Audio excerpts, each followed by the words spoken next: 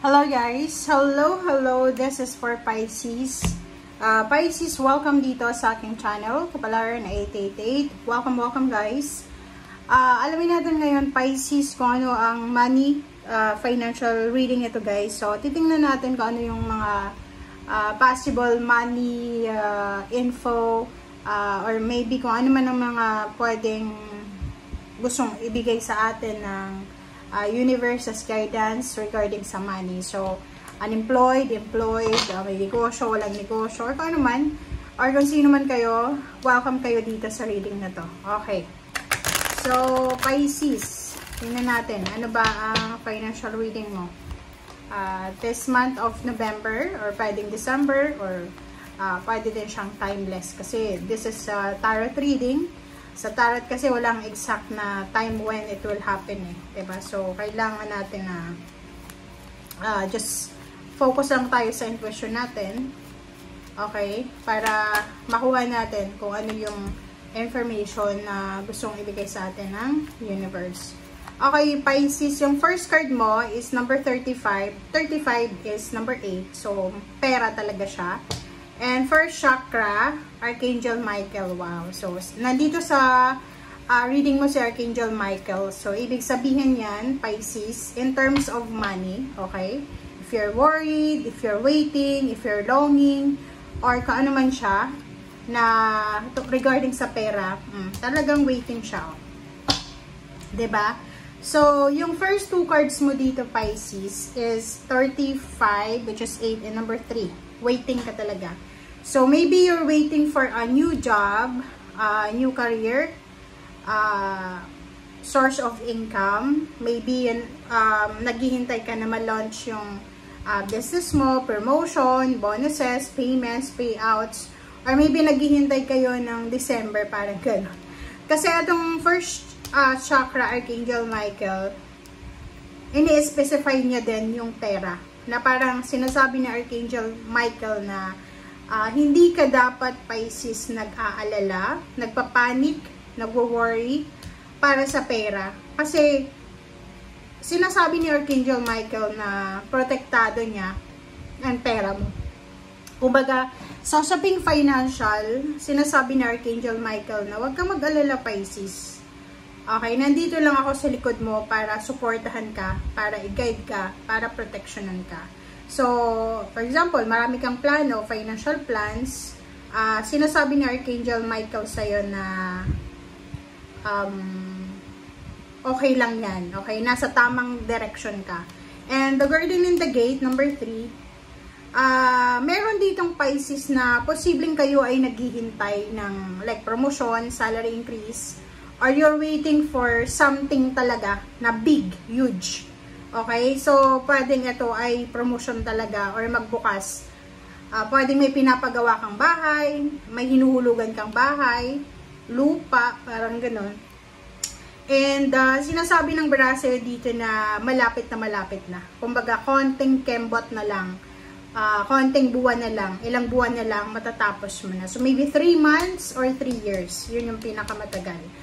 Alright, so, the Guardian in the Gate, ano man ito na hinihintay mo na new openings, new beginnings, successful na venture, na journey, maybe you're waiting for a travel, maybe nag-a-apply ka papuntang ibang bansa para makapagtrabaho sa OFW, or pwedeng nasa ibang bansa ka na, nag-aantay ka ng opportunities para sa ibang bansa, sa mas improvised na bansa.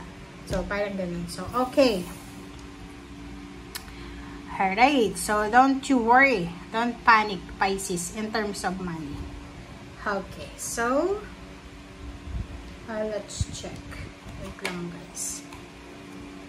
lang guys. Pa tayo ng kalimutan ko yung isa.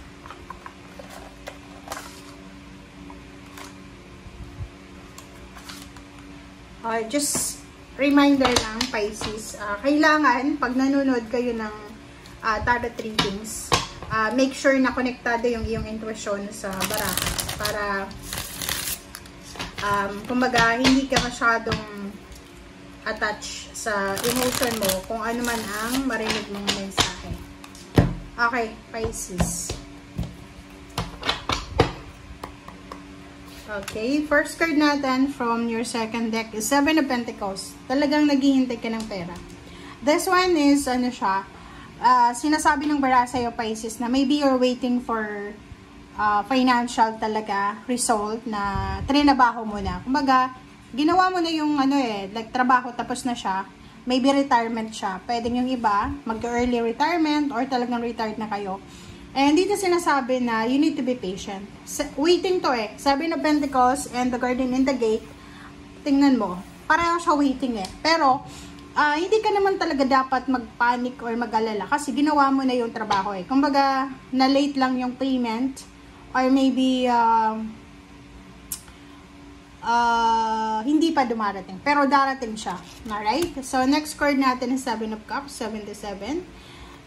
Sinasabi ng bara sa'yo dito, Pisces, na kung ikaw ay naghihintay, it's either naghihintay ka ng promotion, salary increase, or ng opportunities, job opportunities, or any financial opportunities, guys.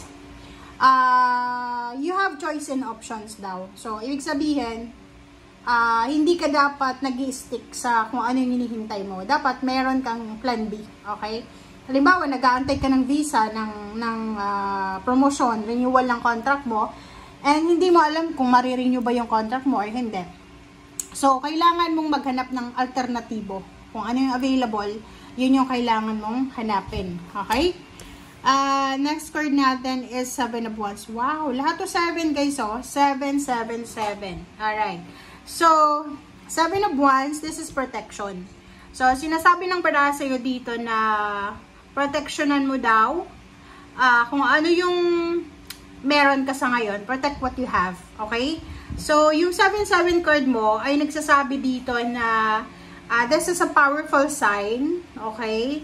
Associated with spiritual awakening daw, inner wisdom, and good fortune. So, parang, if ever na palagi mo siyang nakikita yung 777, sinasabi ng barahan na yun, you're on the right path, you are connected to the higher self, diba? So, you need to trust your intuition, okay, as you move forwards towards the personal growth, spiritual, and financial, diba? So, kung ano man yan na positive na hinihintay mo, maghintay ka, okay? Be patient, guys.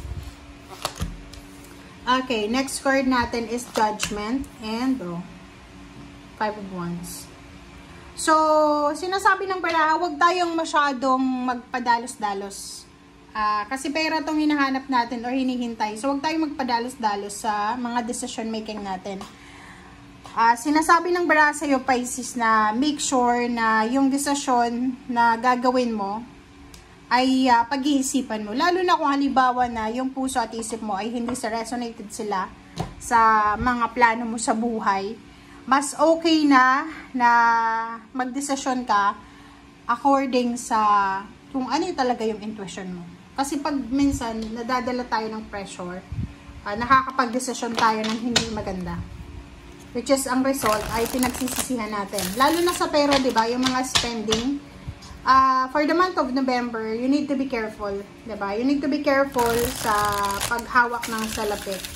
Kasi yung iba overspending sila and at the end of the day, magsisisi kasi nag-overspend ka. Okay. Okay. First card natin is Seven of Cups din. So, dalawa. Wow. And 8. Oh, wow. So, there's a communication. Sinasabi ng Birasel dito na makakatanggap ka ng several communication. Good news. Any communication to. So, kung ano man yan na balitang yan na hinihintay mo, matatanggap mo siya. And there's a communication here. There's a message, there's a chat, there's an email na posibleng magbibigay sa'yo ng choices and options.